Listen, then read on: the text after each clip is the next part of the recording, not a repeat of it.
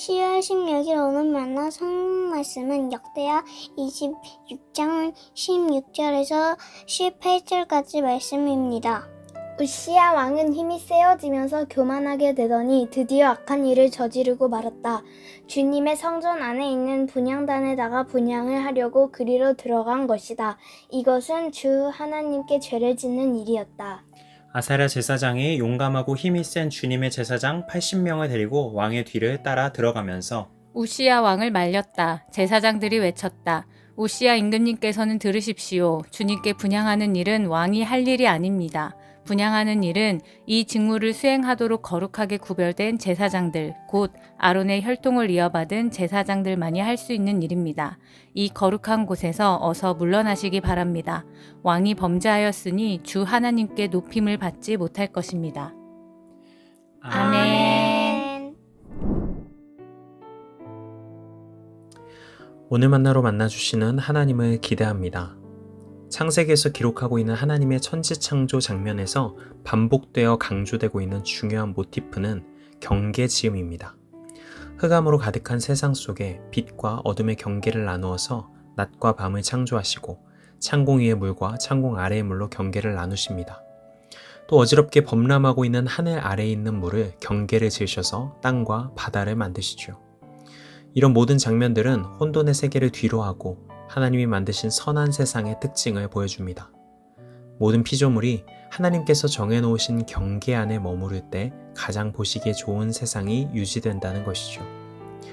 이런 경계지음이라는 모티프는 2장에서도 중요하게 반복되는데요. 가장 중요한 장면이 선악을 알게 하는 열매를 금지하는 장면입니다. 선악을 알게 하는 열매를 금지하신 이유에 대해서는 여러 해석이 가능하지만 우리가 나누고 있는 주제를 중심으로 살펴보면 창조주이신 하나님과 피조물인 인간 사이의 경계지음으로 볼 수 있습니다. 무한한 자유가 허락된 인간은 스스로의 존재에 대해서 착각할 위험성이 농후합니다.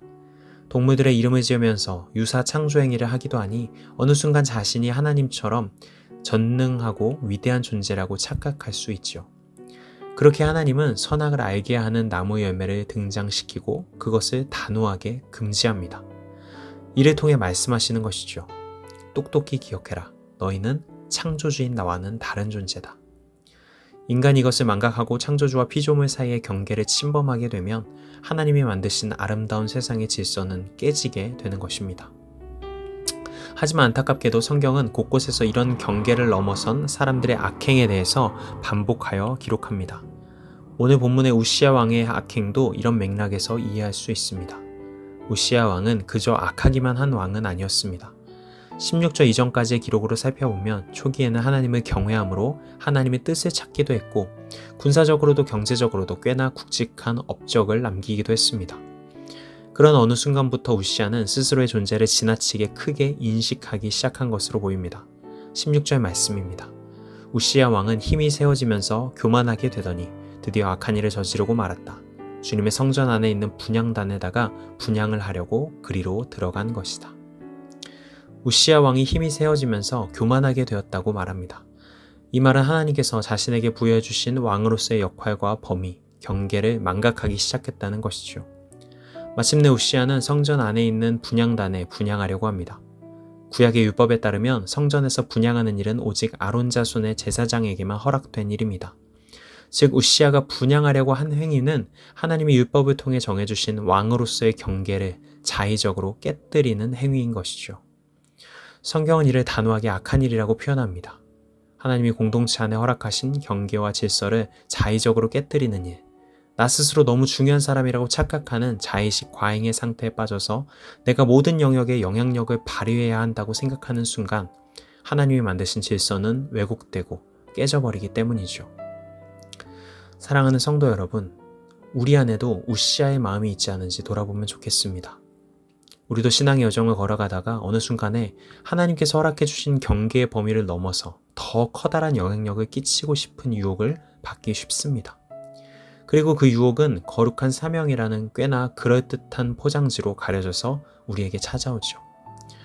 누군가가 나를 제대로 알아주지 않는 것 같을 때, 내가 하면 저 사람이 하는 것보다 훨씬 더 나을 것이라고 생각하게 될 때, 내 말이 틀리지 않음을 증명하고 싶을 때, 이럴 때 우리는 하나님이 맡겨주신 자리를 벗어나서 내가 아니면 안 된다는 착각에 빠져 하나님이 허락하신 질서의 경계를 혼란스럽게 하는 악한 일을 얼마든지 저지를 수 있는 것입니다. 우리는 모두 삶의 다양한 자리에서 각자의 부르심과 소명을 받았습니다. 그러나 그 자리가 언제나 충분하지 않게 느껴질 수 있습니다. 때로는 더 영향력 있는 자리, 더 주목받는 역할, 더 많은 결과물을 낼 수 있는 자리로 옮겨가고 싶은 마음이 들기도 하죠. 하지만 하나님은 본문을 통해 우리에게 말씀하시는 것 같습니다. 너를 지금의 그 자리에 세우신 나를 신뢰해라. 내가 창조한 세상 속에서 작동하고 있는 동역의 질서를 받아들여라. 신앙의 관점에서는 무엇을 하느냐보다 어디에 있느냐가 더 중요할 때가 있습니다.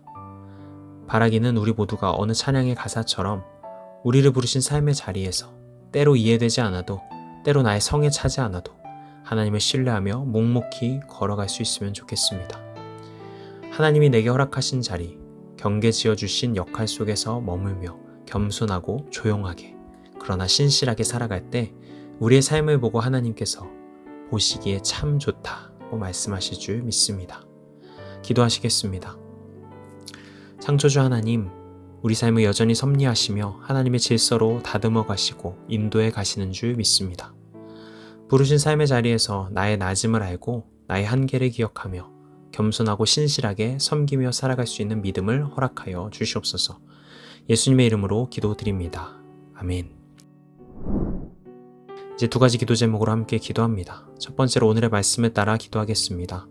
창조주 하나님을 인정함으로 내게 허락하신 삶의 범위와 역할 안에서 지혜롭게 또 겸손하게 섬기며 살아가게 하옵소서. 두 번째로 피조세계를 위해 기도하겠습니다. 인간이 스스로 창조주인 것처럼 피조세계를 함부로 대하며 착취하는 악한 일을 멈출 수 있도록 그리하여 겸손하게 피조세계를 돌볼 수 있는 크고 작은 실천이 이어지게 하옵소서. 이 제목으로 기도하신 후에 개인 기도로 나아가시겠습니다.